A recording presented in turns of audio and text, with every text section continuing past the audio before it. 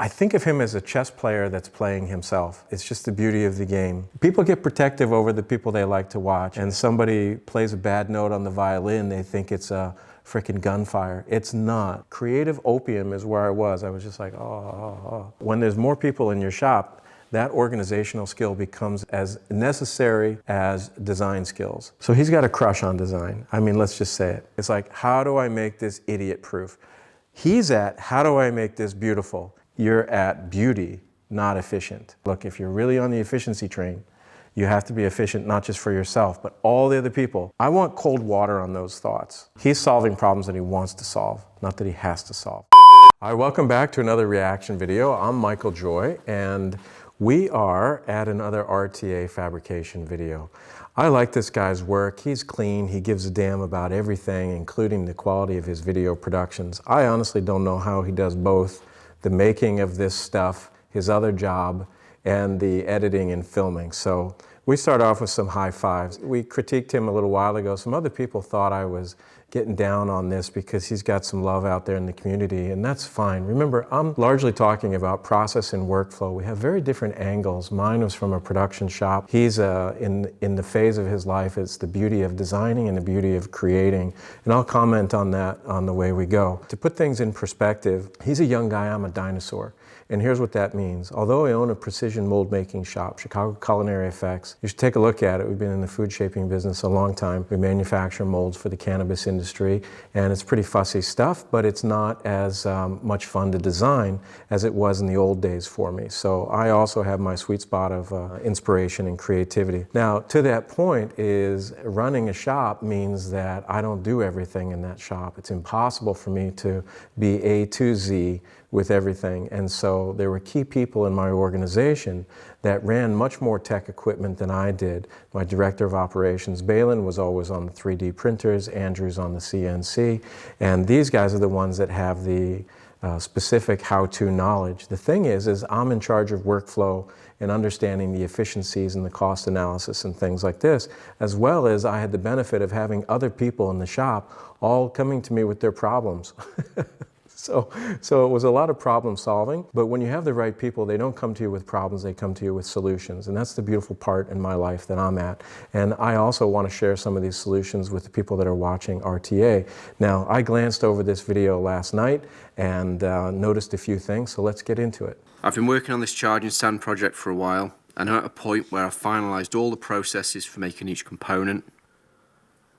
At this stage, I've started creating duplicate molds using the mold shells from the previous videos and started casting some components to get a rhythm and a feel for the workflow. I'm going to do my best to not repeat the critique elements that I did in the first video unless something jumps out at me. There's no point in it. I am going to be a little more curious/aggressive about one point of his project, and that is I'm going to be asking the question is, why did he do it this way? Because I see things now that at the end of this project that would have turned the whole thing upside down in my mind from simplicity. But I haven't seen all of the videos that he's made about this.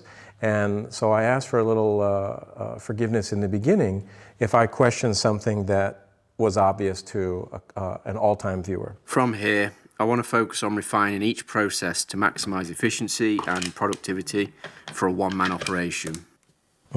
I've taken this approach with every step so far, and there are obvious limitations to doing this by myself. But there's still some things I can implement, like jigs and fixtures, to get the most out of my time.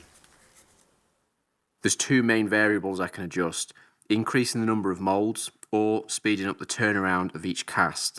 For the front body, I've designed a jig shaped as the negative of the component. This will allow me to demold it at the gel stage, and it'll be able to fully cure without deforming. This approach reduces the time between casts and means I won't need to create a lot of duplicate molds. The main body can't be demolded at the gel stage without risking deformation, so adding more molds is the best approach for this component. I've created a jig shaped like the lower outer shell to hold the mold while it cures, freeing up the main matrix shell so I can continue casting into the duplicate molds.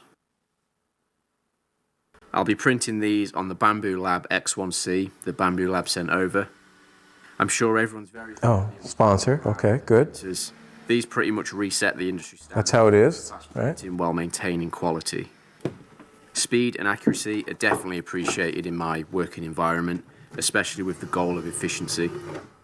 This has Goal of efficiency. multi-material or multi-colour printing, which isn't something I'd usually use. I wonder how that is defined, because my definition of efficiency, there's an economic efficiency. Other people determine efficiency in the sense of not doing something repetitive. They're not always the same thing. Utilise, though it's something I might explore in the future. I do appreciate the convenience, though, of being able to load up my most used filaments and having them automatically load themselves in. I'm printing these in matte PLA. I primarily use ASA for all my FDM prints, as I'm usually making It's real helpful information for other printers, right? like load-bearing brackets, for example. However, since these jigs aren't under any kind of load, PLA is going to work perfectly. Since starting this company, I've always used FDM printers. These days, I mainly rely on them for specific components of my automotive products.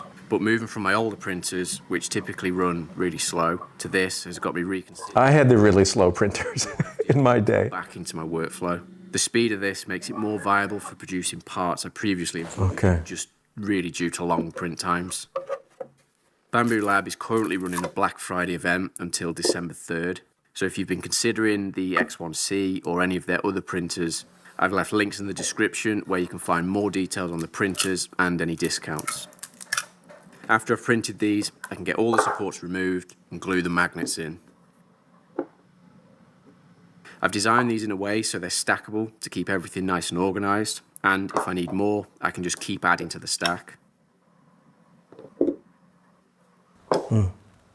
So there's a beauty here that really is not about efficiency.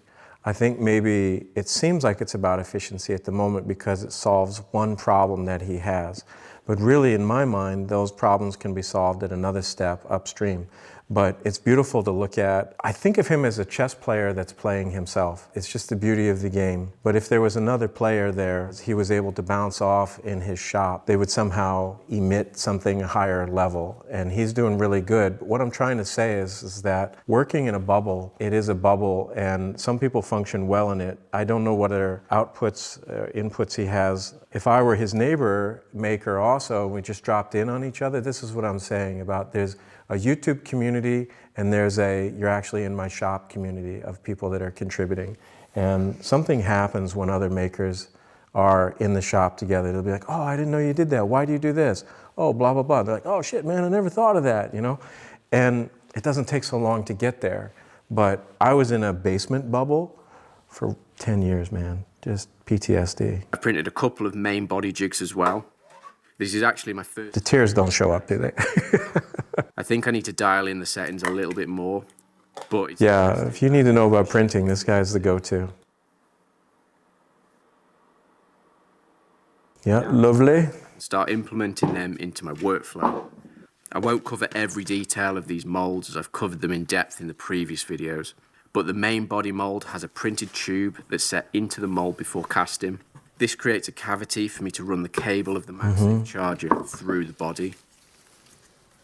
Okay, this is where I'm going to get started. PU. Not devaluing anything he's doing. You guys got to understand that this is just a different lens on the perspective here.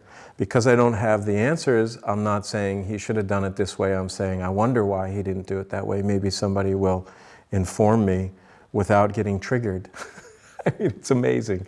People get protective over the people they like to watch, and somebody plays a bad note on the violin, they think it's a freaking gunfire. It's not. This is the development of ideas, the curiosity of how someone else thinks. I mean, why else would I watch something like this? I'm curious.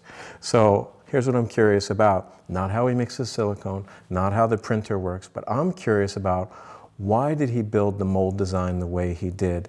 He's doing a lot of work to pour from the back. It's counterintuitive to mold making in general, where you would pour from one of the elevated vertical surfaces. Now, I've seen that he has a foot that he goes through great length to do an inserted piece so that it sits on the bottom of the piece. But if he had molded that whole thing flat on the bottom, he wouldn't have added the beads, which I see later. And all he needed to do, in my mind, is laser engrave it afterwards. There was a lot of effort that went into 3D reproduction of casting letters, when actually in our shop we would have added that text later and just engraved it, especially since it was so little text. So that would have changed the whole dynamic of his ball game. The molds would have been easier. They would have been block molds. There wouldn't have been these distortion issues. There's a lot of inhibition sensitivity to certain 3D printed resins and materials that you can only work with tin silicones with. And so there's like a salmon going upstream here on many of these issues if they had just been solved before. So question, I don't know. U01 polyurethane resin, which is pre-pigmented black.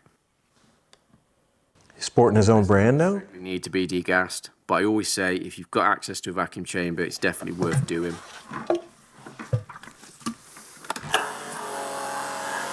Once mixed, I can pour the resin in, place it into the pressure pot, and let that sit until the resin starts to gel. Okay. Once it's gelled, I can take it. Okay, so here's something that I got. The printer is not my thing, but pressure casting, holy shit. So a lot of hours with the pressure tanks, and I had them specially built. The first thing to do in my mind is take the pressure tank off the floor. It's nice to see someone pressure casting horizontally rather than vertically, because when you pressure cast vertically, the open is here and the bottom is here, and you're setting everything down. Horizontally is like this, and then you have a shoe to go into, a tunnel. And our pressure tanks, I had a metal shop fabricate shelving that could go inside. So we would take the metal shelf out, we would load it up, and we put the bottom one in first, we'd pour the resin, then we put the other shelf in on top, pour it in, and we could fill up a lot of different things. And so a small pressure chamber had a tremendous amount of real estate. And that comes to a point later that he makes here. So Out of the pressure pot and then remove the mold from the shell. I don't like getting on the floor anymore. I'm too old for that. Jigs come into play. Okay, the jigs. I can't remove the component from the mold at the gel stage. Let me go back. Moving it too early. Well, this is where the jigs come into play. Okay, that is so beautiful. I mean, there's no doubt that just graphically, well-engineered pieces have a beauty to them in the same way a sculpture does. So there's appreciation for that. My perspective with the tools that we had in the shop, I think I would have leaned on thermoforming. And the thermoforming is you can slug a piece in about a minute. And he could print a pattern that is as adequate as this. The issue with when you thermoform a mother mold, he calls them cases or frames, whatever, same thing.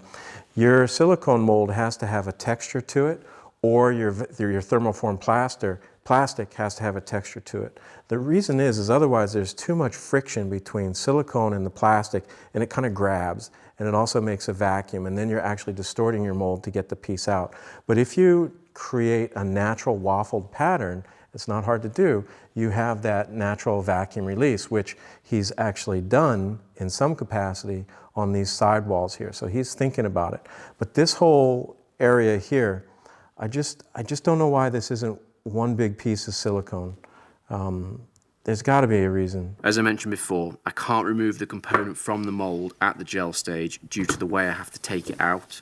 Removing it too early would cause the component to deform, either from me handling it or under its own weight when it's sitting freely on the side. So it must remain in the mold until... Okay, I said I wasn't going to bust balls on stuff, but the one thing regardless of how much love I might have for another craftsperson, if they're not taking care of themselves, it's their choice. But when they're teaching, I like to point it out. So he's pouring resin without safety glasses, and that should just be like that joke where somebody puts their finger here and you always look up. It's that obvious. I mean, you're always going to get caught. It's so easy to forget that, but I've had resin in my eye. I've said it before, it hurts like a motherfucker, and it's instant pain and instant panic too, like, oh my God, is this gonna set in my eye? If you're not gonna wear safety goggles, have an eye wash station. I had eye wash stations. After I did that in my proximity, I have eye issues to begin with, so that's my preachy moment. It's cured enough. The jig replicates the mold sitting in the lower shell. So Again, in this beautiful shop, clearly, I mean, he doesn't have all the time in the world, right? But he can build anything he wants. He could build a frame for that tank. And if you can't build a frame for that tank to sit in horizontally, you simply put it on a table and you put 2 blocks next to it, and then you level out a shelf inside, and you've just like tripled your space. But this idea of getting down, you're carrying resin pieces down and all sorts of stuff. hit your head, whatever. It's not, working on the floor is not my comfy space. Retain its position while I use the main shells for the next mold. Having 3 molds. The other thing is our doors on our chambers, they're connected on a frame so they swing open.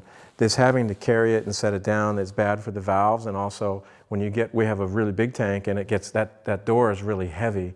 And by the time you're racing the setting of the resin, you just want to close it up, twirl it, and get it done. It's like an autoclave. And this is tricky. You're placing the door somewhere, and it's not easy. Rotation seems to be a sweet spot for this workflow. These tanks used are hard to find. Remove the 3rd mold from the shell. After removing it from the pressure pot, I can remove the component from the 1st mold and then continue the cycle. See, my question is why weren't they all pressure cast at the same time? If his pressure tank wasn't big enough, but let's say this was a committed production, a small pressure tank is only $100 at Harbor Freight. You can set up 10 or 12 of them on a nice little Costco rack and you're good. Pressure tank for small elements should never be a problem. They're so affordable. Now I can move on to the front bodies. These molds have threaded inserts set into the mold before casting, so they'll be over molded. Okay, so that answers one of my questions about why he didn't make a block mold. He's got to feed stuff through it. The resin and using the pressure pot. I'm only cycling 2 of these molds as the turnaround is really quick between the 2. Because there's very little force needed to remove them, I can remove them at the gel stage, freeing up the mold. You can see how soft these are still at this point. I would never mess with it at that point. By placing them into the jig, the component will be supported in the same way as if it was still in the mold.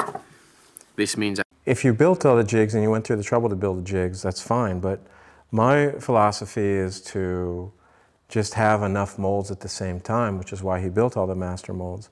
Shot through 20 at a time and just tank them all at the same time, and there you go. It's not about these cradles. It looks like his shop is big enough for that, so, but there's a beauty to this, I get it, but there's not an efficiency to this. Not from my perspective. I can demold these really in around 10, maybe 15 minutes after casting. That's fast. I can keep cycling these to a point where the first one is cured enough for me to be able to remove it from the jig and set it. So, oh.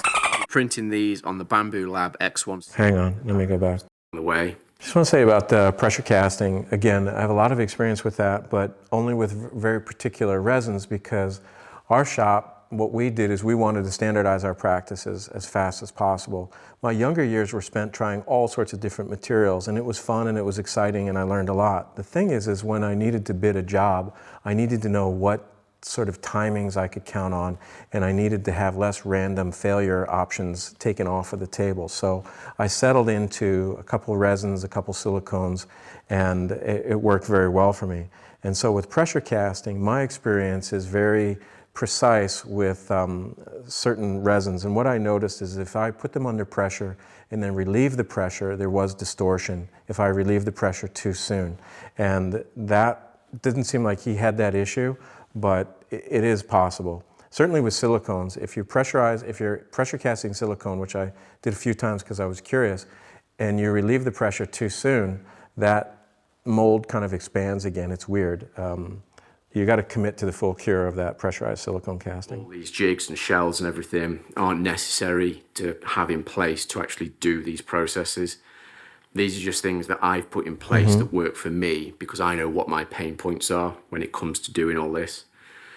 So if I look back at the past decade of mold making, I know that in the early stages when it's designing parts or designing shells and everything, I really enjoy that stage because it's problem solving. It's always new along the way. But then when you get to the end where you've either got to make another mold because that one's expired, or make a duplicate mold, or the repetitiveness of casting, that's the point where it changes. It just doesn't. So it's interesting.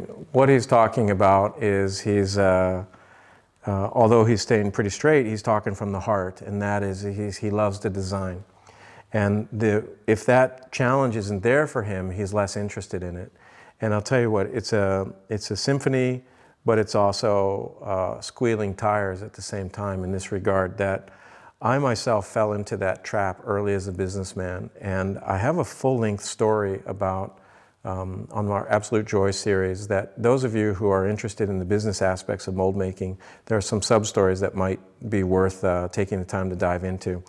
I was profoundly disconnected from financial success. I could do with so little that I didn't know how to reach for more. I was trying to constantly give CPR to a business that I didn't know how to resuscitate. How does an artist learn how to build that financial success? For me, it was manufacture a product. What was happening is the shops that I had were doing custom work. Each custom job really came down to me, even though I had some helpers. The deadlines fell on me, this, that, and the other. And it wasn't until we started manufacturing products for the culinary industry that then I could build the tooling, and then I could hire somebody to just sort of re-pour the molds and replenish. It's like a photographer having a negative. They set up the shot, they take it, and now they have that negative that they can print and keep selling. And they can send that to the print shop. They don't have to print it, worry about it. Develop something that's repeatable as quickly as possible. And it's the story about, in my business, I tooled up for 300 products that I used to make and ship around the world. And I was so excited about making the products and geeking out over the design and this and that I made things I didn't know how to sell.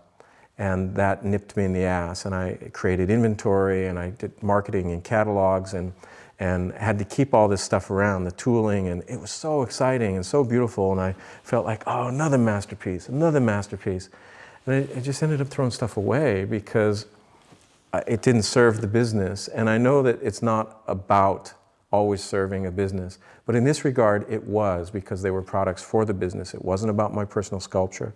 And so I get that things are beautiful to make, but it's a trap. Also, at times. No, I'll say it was a trap for me. And it's like I was hypnotized. I was like opium, you know? Creative opium is where I was. I was just like, oh. Stimulate me the same as those early stages, because all the problems are solved. So by having these in place for me, it just takes a lot of the friction out of doing those things that feel more like work. Mm-hmm. So if I had to manually do a mold, that would be very difficult for me to even start, because I'll list off all the steps, and there's 20 steps in that. But then with these, it's like I've got a shell, put the dowels in, bolt it together, and then that's it.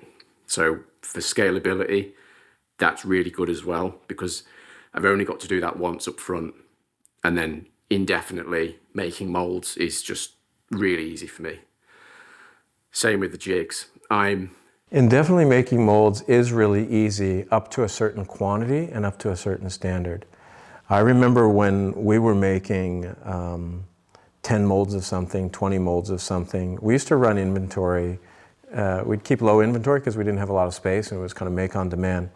But when we started getting orders for 200 molds, 300 molds, and then the other customer ordered 500 molds and another one ordered 400 molds, all of a sudden it's thousands of molds, and it's thousands of things to look after, and it's a lot of tooling and a lot of shelf space, and it doesn't stay as easy as what he just described. In low production, making a lot of molds is easy, but higher production of handmade molds is not. Now, if you're injection molding, different story. It's a mold per stroke per minute, but RTVs, they require space. Inherently not very organized. Usually when I've done a big casting session. This is interesting, because he said inherently not very organized, and that was the other hard lesson that I had. Was I was so enthralled with the build that I was interested with what was on my table. And although my shop had made sense to me, and I organized it as best I could according to my economic ability to buy shelves or pull them out of the dumpster or whatever I could do when there wasn't cabbage, I realized when I had employees that it was very different. My sense of organization did not make sense to other people. And also when something in my sense of organization was disrupted by another person, it just put me over the top, because I'm like, where's that damn hammer? I mean, simply speaking. And so when there's more people in your shop, that organizational skill becomes as necessary and needed, same word, as design skills. Organization matters as much as good design matters in production. So he's stacked on everywhere, it. And having the jigs in place, although the efficiency of being able to take them out of the mold quick, that's great. But the fact I've got a place for things to go now. Okay, the place for things to go, This is the irony, Don't shoot me down for saying this stuff. But look at the wall space behind him. I mean, he's got a lot of room for shelves. And to me, that's what I see. I see the obvious. I don't see this need for this beautiful little nest. I see the need for just some nice shelving on the wall. There must be a reason. Something that is just taking the friction out again. The next process is to cover the multi-cavity mold for the part Okay. go on the This is the part where I didn't understand why all the effort is going into building the beautiful foot. This is in sculpture or anything artistic that's molded, the idea is to put the least visible thing that touches the table. That you need to give the least attention to the bottom. And I know it's a beautiful little I give a damn trick to show a foot. It's like, oh, you discover this beautiful element. But to me, I know he likes this lip right here, but is that worth it in a production sense of all the extra work that it's taking to do that? He could, in my mind, mold this piece together. I don't know what's happening here. And then this would basically be a flat cast. And if it's done well, that surface can be very nice. He sands it down anyways. And then you could laser engrave all of this in situ with a jig, and he's really good at jigs. And then he didn't have to do the beads, he didn't have to do the after fills, he didn't have to do the pushing down of the pieces. So this is something that doesn't make sense to me, but it's a personal call by him. Tell me what I'm missing. This is a process that will really benefit from being optimized. Yeah. I have to stay in the mold for hours before I can demold. It's a lot of work for this small. Multiple molds will give me more. To me, this is a sacrificial quality moment. Previously, I was pouring in half the resin. I just know that there were times in the problem solving that I was so blinded by my desire to kick this problem in the ass that I just stayed with it because I was focusing on those damn letters. I was focusing on instead of focusing on, did it really matter? There were some sculptures that I built 6, 8, 9, 10 times, and it's not because it made the sculpture any better. It's because I was in a battle with myself. I was arm wrestling myself to say, I'm not going to let this happen. I'm gonna finish this. It was a waste. I wish I could have all that time back. I would be 20 years younger. Them up to level, then putting the inserts in. Totally not needed from my perspective. Down to a single pour moving forward to remove that extra step. I've designed a paddle with locators for the mold to sit on, keeping them in place, and it's also got a protruding front so I can pick it up easily. I've roughly calculated that I can handle. So he's got a crush on design. I mean, let's just say it. It's a healthy crush, but I don't know, you ever dated somebody that's really high maintenance, Pasha? It's like that. It's beautiful, there's great reward, but at a certain point you're like, too much work. Too much work, man. Can't we just, we need a yacht. I got a canoe, we're still in the water. And when I look at this paddle I see it, it's cool, but. 4 of these molds in a single pour. So I've designed a rack for the paddles to slot into, keeping everything organized and manageable. Okay. Again, if it's you in your shop, this is pretty great because you'll be precise with yourself. But if you give this to an employee who maybe isn't giving a shit as much as you that day, one spill of resin on this rack blows the rack. Then you got to stop to clean it, and you got this waterfall effect of something not going right or one spill. And yeah, good handling, you don't ever deal with that. But when you start thinking about production out of your hands, all of these other set of problems come into play. It's like, how do I make this idiot-proof? He's at, how do I make this beautiful? He's not at, how do I make it foolproof? That's another level, let me tell you, because you cannot see the idiotness that's coming your way. I'll print this again on the X1C using the same PLA. Given the long cure times of the flexible polyurethane, these components would benefit from post-curing at 80 degrees for a few hours to speed. I don't know why that's so fascinating to watch. It's like, it's good. I like it though. And surface defects if post-cured while still in the mold. If I went that route, I'd want to print an ASA version to withstand those temperatures. However, I'd be more inclined to let it cure naturally to. Because our printers were shit, we would have built any sort of rack or tray like this on the laser. and we would just cut the pieces, built the frame, glued it together, and it was actually pretty fast. Did you do gluing acrylic? Of course. It's fast, right? I mean, I had to fix a sign if it broke. Once you're set up for it. But even then, yeah, it's quick. Yeah, this is pretty. I like this science fiction quality about it. And instead, make another set of molds. But you get out of the YouTube bubble, and it's just... With that said, I think 60... It's like your boots are too heavy to hike that mountain, you know? You need a lightweight version, metaphorically. His shop's looking good. Where's the art on the wall? Not everyone wants art. Finish printing. Look at his arms, bro.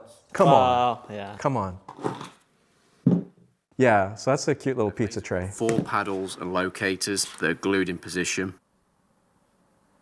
He still ends up gluing things together. Wow. Per your comment, he could have just made it out of acrylic. This is so I can lift the entire assembly into the vacuum chamber once the resin is poured. But to argue what you're saying, people just enjoy the process of making things. And I think this might be the case. Not everyone's focused on trying to do it for like profit, for like production level in a way where they have to make multiple and sell it. Sure, in this case, he's making, you know, copies of whatever he's making, but it's not everyone's idea just to make stuff for, you know, as a company to sell. For example, he might just enjoy doing this. And Well, Pasha, it's a mixed message. Right. Because he's celebrating what I said, he's got a crush on design. I didn't say that was a bad thing. Right. But at the other side, he's talking about efficiency and the production needs and things like this. And I'm like, okay, which world are you in? He's in between both right now. Is he cross-manifesting? Is that what He you hasn't said? decided if he needs it to make money or not. Look, Right. money is not why I make a piece of art. It's just absolutely not. I'm aware of the difference of that space in my mental creative point. The thing is I don't say I built that sculpture to be efficient. I don't. He's talking about, I did this to be more efficient. And I'm saying, you're pretty fucking far from efficient in this moment. You're at beauty, not efficient. Based on your experience. Based on my experience in a shop that was dealing with a lot of more dynamics of other people handling the process and other people involved in staging. In a business that you have departments, it requires to go through that department clean. It doesn't go to trimming unless it came out of production nicely. It doesn't go to production unless it came out of tooling nicely. It doesn't come out of duplicating tooling unless it came off the CNC properly. It doesn't come off the CNC properly unless the programming was done right. The programming isn't done right if there was a miscommunication with the client. There's fuck-up step zones along the whole way, and he's in charge of every one of those fuck-ups, so they're absorbed like a beautiful shock absorber.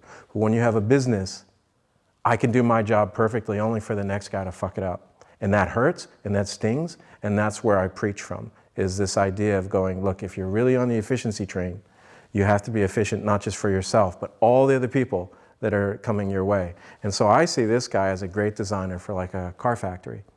Mm-hmm. You know, you set it and you forget it. I feel like that's the way he's building in his mind, that kind of scalability is like, oh, what is the robot gonna do? It's gonna pick up this part and move it. But if there's no other people involved, he's golden. But it's just not the way I've ever seen it experienced. I'm a dinosaur, it's changing. But there's a mental place to be in designing versus production. And right now he's in both at the same time, in my mind. So, preachy old guy, sorry. I'll be using my heat press and some brass threaded inserts. I love these gizmos and gimmicks, right? So includes a You don't need it though. set insert But it's cool as shit. and a Dremel drill press. It's like a kitchen, right? I originally bought these I mean, I bought stuff that I didn't need. soldering iron to fit into the I Dremel. couldn't even cook. Soldering iron with a threaded section on the front, which was meant for a cover. That's cool. To design and Yeah. threaded So he's putting in rivets, but in plastic, just melting them in? But to my surprise, I have no idea. slight disappointment at Yeah. Sounds like it. Yeah, he heats it up. At injection molding factories, they have sonic welders. soldering iron. So it worked. Well, he's injecting it into plastic. Fabrication. I think it's a heat press, is what it is. Yeah. I'll include some Amazon links in the description to each component of this setup, Yeah. just in case anybody else wants to do this themselves. Now No. it's all finished and it's I mean, he makes it once, right? And he can reuse this thing. That's the efficient part of it. He's not going to have to remake it over time. Pasha. My man.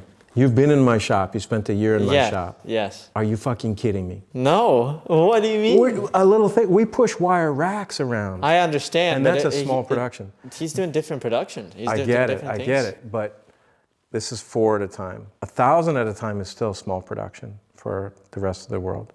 I mean, some factories are set up only to make 1 or 2 things. So there's a beauty in this, but could you imagine? I'm like, Pasha, you are allowed to pour no more than 4 molds a day, and you may not carry any more than 4 into the pressure chamber. You are not allowed in the pressure chamber with only 4 dies. Could you imagine? I'm being overpaid. This is it. This is it. So a lot of time. Free time. It's like I want cold water on those thoughts. The separation between the beauty with the illusion of efficiency, because it's not efficient. It's simply more efficient than he was before, but he's not there yet. I'm not the guy to say when he is there. I'm just saying this is a work of art that is not about efficiency, but he's saying it is.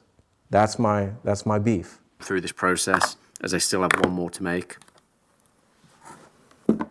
Again. So, funny story, since I got all about.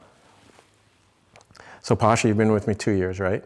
Mm-hmm. The first year you interviewed, you thought you were interviewing to be a cameraman, and I threw you in the shop because you said I like cars. I like doing things, working with my hands. Yeah. You're building stuff, and you were like, "Wait, what just happened?" Hold up, pause. That's not it. Pause. And I got to drive an hour to get to that place. Yeah. And then you did really good at the shop. You made good friends at the shop. One of your super good friends is there. He's a manager there. And then when I pulled you back here, even though it's more your water now, I remember you're like, I kind of miss the shop. I do miss the shop, still do. So it's funny. So Pasha has shop chops as well as camera chops. And it's similar to this young man. I feel like you guys at your age, you can't just be one or the other. Yeah. I was one, not the other. Yeah, I couldn't have done camera. Now you do both. Now you vice And I've put this process with previous videos. Dude, you just told me that you can make money off of YouTube. Boom. What the hell was that? I didn't know that. Welcome Negative to the that I new can pour world, straight old man. into to give me a finished mold. I'm using my AD28 silicon, which is an addition cure silicon with a Shore hardness of 28A. The addition is, if I'm not having a dyslexic moment like I do when I say high viscosity, when I mean low viscosity, and when I say put your bag in a scale versus put your scale in a bag. I have those moments. I'm literally dyslexic. People know what you mean, okay. but yeah, it just happens. So the addition cured is a platinum cured silicone, and sometimes these printed resins are very fussy for them and they'll inhibit the cure. And he's obviously found the compatibility. So once you find that compatibility, stay with it because you're on a gold vein at that moment. Otherwise, you have to do a tin mold, then a resin cast, then a platinum cast. And at that point, why? Platinum. Why is because platinum lasts a lot longer. I'll degas this first in the mixing cup.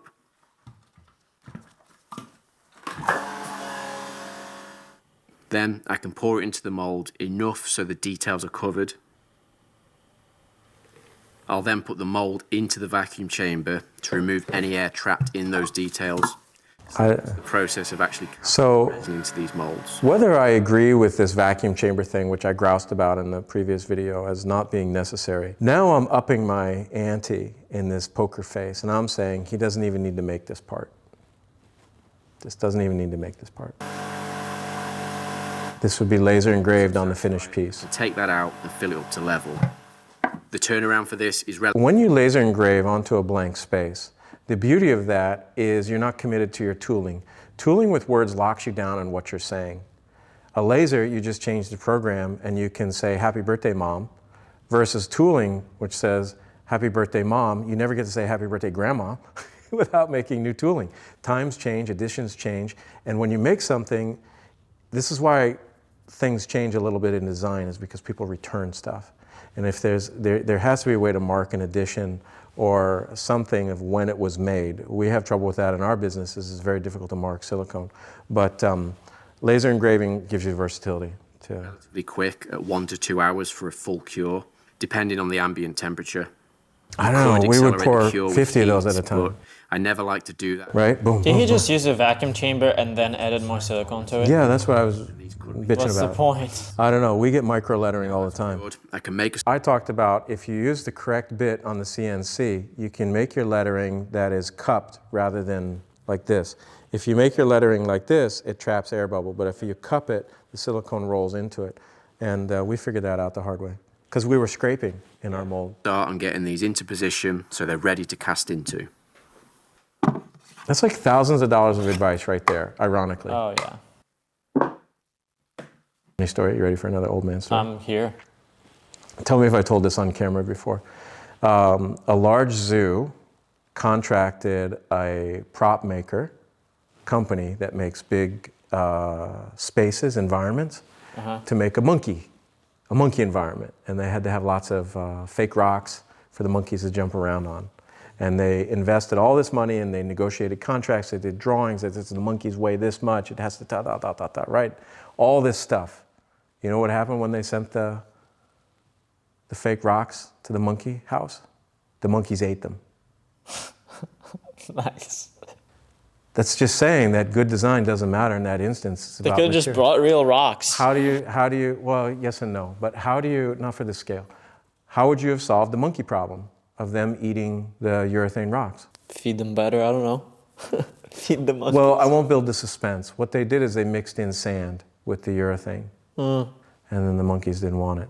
So this is really an interesting moral of the story part about where is design, the best design can fail because they weren't addressing unseen problems.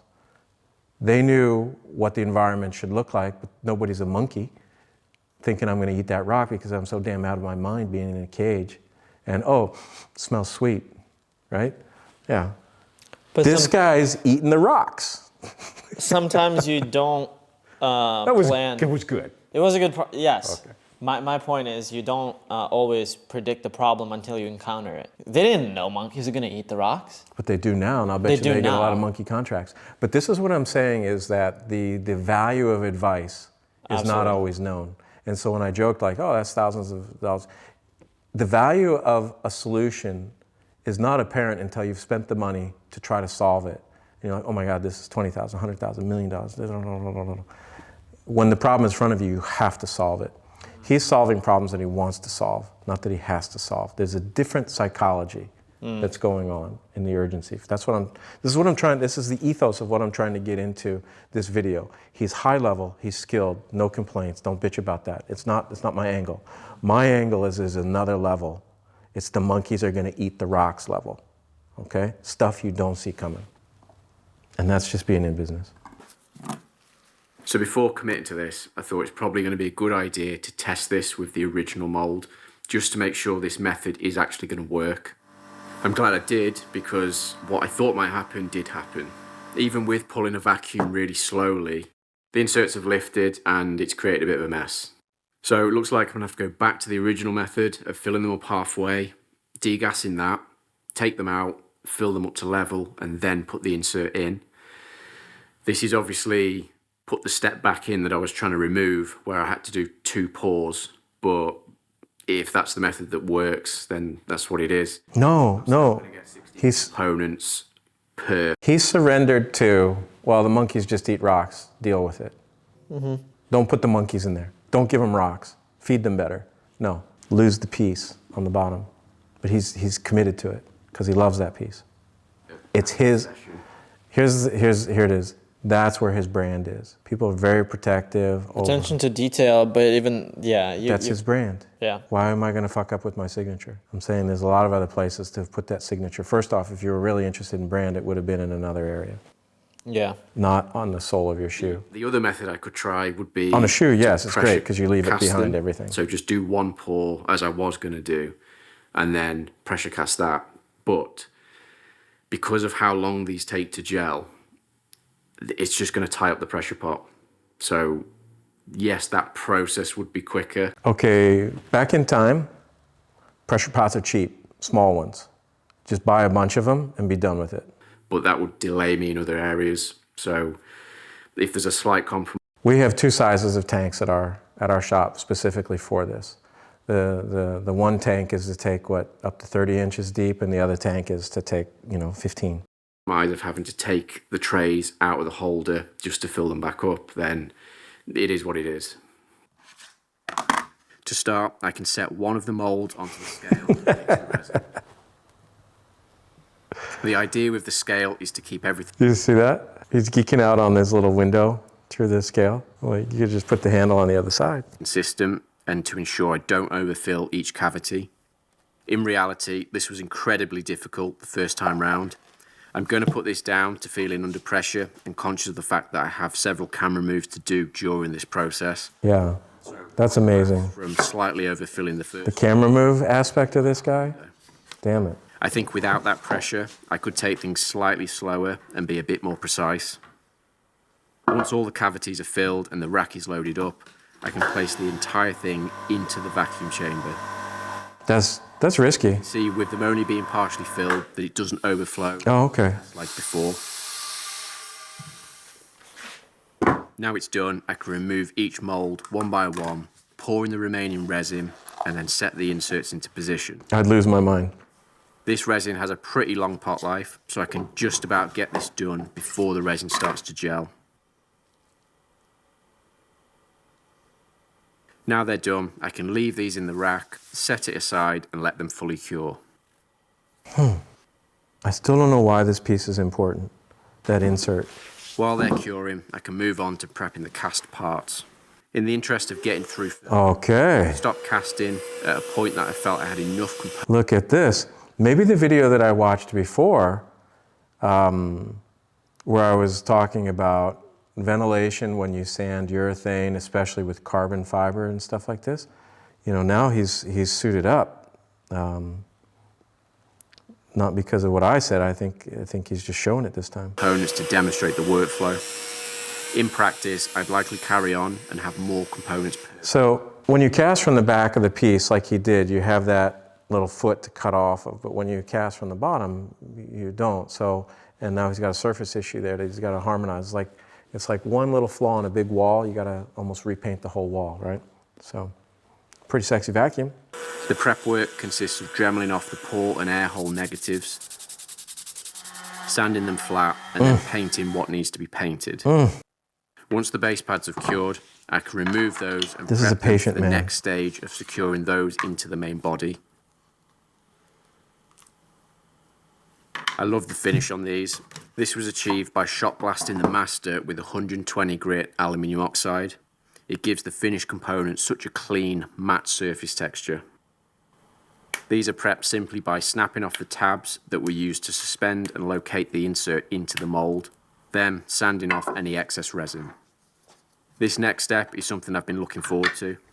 I need the main body to be held upside down with the opening level.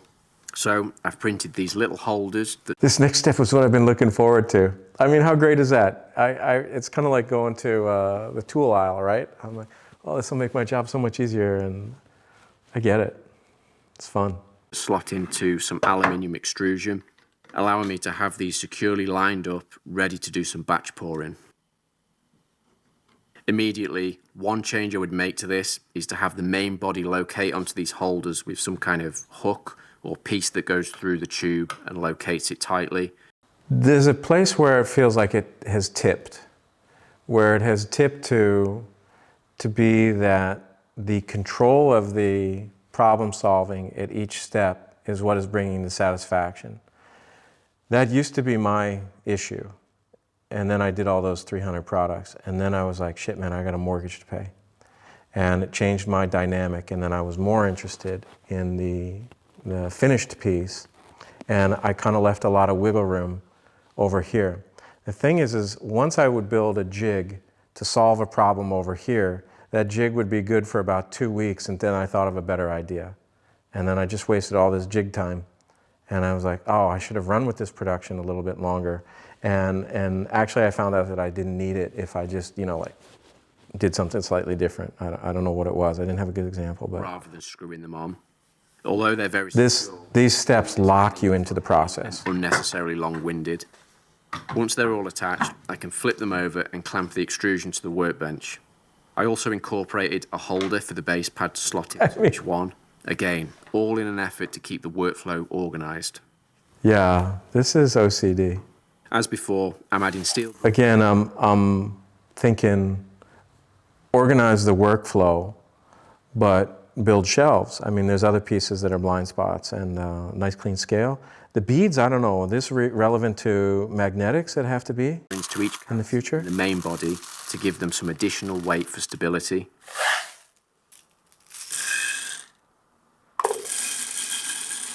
Then I can mix up some more PU01 resin and pour this into the base. So if the base were solid, you know, I don't know. This will stop the ball bearings from rattling around, setting them in position, as well as acting as an anchor for the base insert once it cures. You could just add sand to the resin. I don't know. Setting it in position. I can continue moving along the line, filling them one by one. I'm doing 10 at a time in this batch, which feels like just the right amount to get this done before the resin starts to gel and becomes unpourable. So it's a really fussy thing he's doing because he has to pour so clean, because you saw he put his fingers down on his signature piece. And the signature piece, if he had had resin, he would have just zinged the bottom signature. But I mean, he's paying attention, but this is back to my point of like, he loves his work, his employee won't. His employee will have will tolerate the work. If you're getting one of those cakes from your girlfriend, I tolerate you rather than I love you. Okay, yeah, they exist. Wear glasses. So it's sexy as can be. Now they're set, I can remove them all from the jig and assemble them. Magnets would have done that too. Series, I know you'll have seen the assembly multiple times by now, so you know how this goes. Really, all that's left to do is attach the front body and the charger holder. That's cool. I've got the original design for the original MagSafe. I mean, look at this, right? It's The new version for the second. It's elegant. That's recently been released. It's like a medical device. The flexible pad goes over the charger holder, and the cable insert on the back can be installed to finish it all off.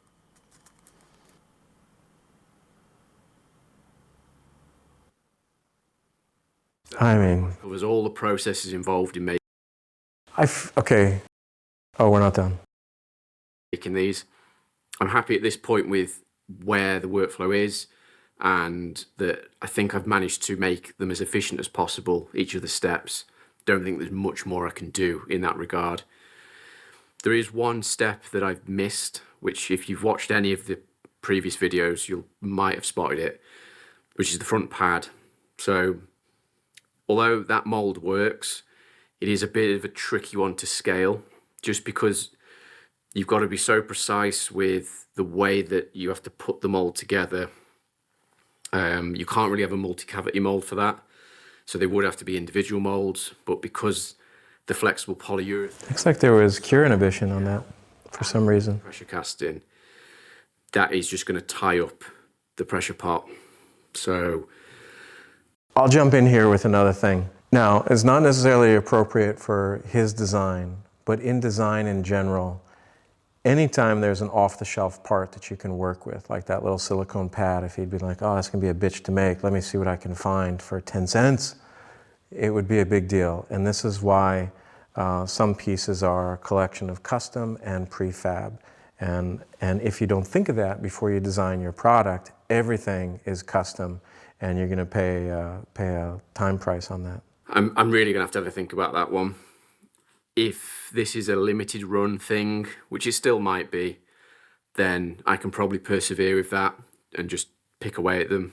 But if this ends up being a sort of a permanent product that I do offer, I probably will have to outsource that, which kind of pains me to do because I've never actually outsourced anything I've made. But if that's the route it's going to take, I need to be realistic. I can't do them the way I have been doing them at scale. Although this is the final video in the series on the charging stand, I probably will come back to it at some point and give some updates. I think I said in the last video that I'm picturing the main body being like a standard default piece, And then I want to explore different variations of the front, just out of different materials, different finishes, different concepts, keeping that same sort of silhouette, but just doing different variations. If you want any updates on the release of these and different versions of the front or different stuff I'm working on in the future, there is a link to my newsletter in the description, so you can sign up there. I appreciate anyone who's watched this from start to finish, who's literally been following it along. I know it's been sort of a long-winded process. On the outside, it looks like this is all I've been working on, but I've been picking away at this between work and other work I do. This is still work. So I think I'm doing like a Q&A next month, just to give people a bit of a look inside and get to know. Q&A look inside, I think this is great. This is when people become more interested in the presenter than the project, and that's okay. I mean, this is what build videos are. You know, you like to see somebody get to the top of the mountain. It's great, but I think just a camera in the corner back there would be really terrific to see how things move around the shop. I like that he mentioned that he has another life outside of the shop. You know, when does he sleep, right? I had 2 lives within the shop, and it was enough for me. The other thing is that my whole take on this process, and I didn't watch all the videos, so I'm kind of just shortcutting here. It's a little risky. I feel like this is like an amazing thesis project. But the thing about thesis projects is they're not always realistic. They're in hyper-controlled environments. The spend is on his time, not necessarily like a big budget of money. The equipment is given to him. You know, you have a lab sponsor, things like this. These are all beautiful things. But what a thesis project doesn't give you is the out-of-the-bubble experience of, oh my gosh, I'm going to have to solve this. What are the other pressures? It's sort of like building that boat that goes and picks up trash from the ocean. And they spend all the time on figuring out how to get the trash out of the ocean, but then there's a storm, and their boat can't handle waves because they chose the wrong boat, but boy, that boat's good at getting plastic. You see, again, it's the monkeys eating the rocks. And I think that this is a really important part here, is that there can be the beauty and the catalyst of design and the pleasure of building, but there is other levels that will become more and more important as his day gets shorter and shorter, and he's not only has another job, but he has a family, and then he has, you know, 3 dogs, a cat, whatever, right? It just compounds. And that pushed me towards more efficiency. And that's just where it is. We're at different places in our lives, but I admire this guy. I wish I had half his skill at his age. I had a different skill set. So high five to this guy. And I'm saying this guy because I don't know his name. RTA Fabrications. You guys kick ass. So thank you for watching. I was geeking out on stuff. I'm like, oh, I'll build that. And it's actually where my skill sets became extremely professional. And I emphasize that word because it meant professional looking. Before I'd made molds and they had to be good, but now I'm selling the molds. So they're a finished product. They're all handmade. Now they really have, you know, the engravings and names. And so that took me to the next level in craftsmanship to have a product to sell. The mistake was not being able to know how to sell it. I knew zero about marketing.